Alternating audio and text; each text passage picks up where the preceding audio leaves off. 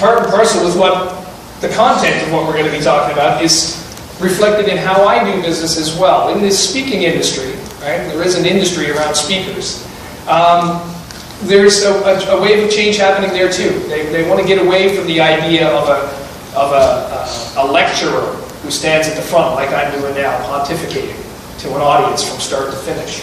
And so there's a real movement to try to be more interactive with the audience so that more learning takes place. But of course it can be really difficult to do that in a group environment. You don't exactly know, what level everyone is at. And plus sometimes it can be hard to do examples live because again, you never really know exactly how things are going to work out. But that's where the speaking industry is headed. And so again, part and parcel with how digital footprints impact us and how brands change us and how we change brands. Obviously, I need to be prepared to change along with those times as well. So I'm going to try something completely different, and basically I just have examples here of some of these points we're going to talk about. These are my examples, but I'd love it if some of you have some examples, and you can tweet me those examples, or just shout them out, or whatever, and we can talk about them. The idea that you would tweet them to me is just simply so I can click open a link and we can see it all together collectively on screen. Live conversations happening right now. 2 minutes ago, someone here, Jim in DC, is talking about customer service for, I don't know, a couple of brands here, all kinds of brand names here. 2 minutes ago, 3 minutes ago, we can scroll down and see conversations that have been happening about customer service all day.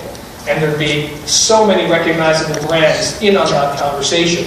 The sad part is, there will be so many brands that are being talked about in these conversations that aren't there as well.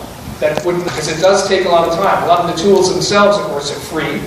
But the time is what it takes to really get something out of it. And many business owners are not quite sure if that, having to hire someone to spend that time will pay off. As a writer for a social media blog, I know for a fact that it does pay off, that the actual return on investment is proven right now. It's kind of like this global warming issue in a sense. I'm just thinking about this now, and the parallels are almost the same.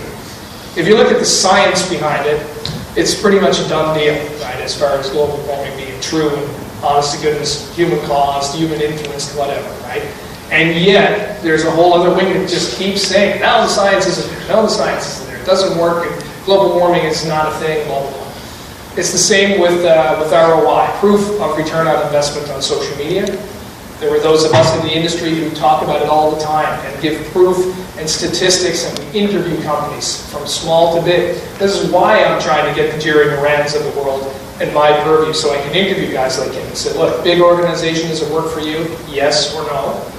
But I do small too. Like I've interviewed janitorial companies out of, some janitorial guy who's a one-man operation in Flagstaff, Arizona. And he managed to raise his, basically 14 new clients in 1 year on Twitter alone, just using nothing but Twitter.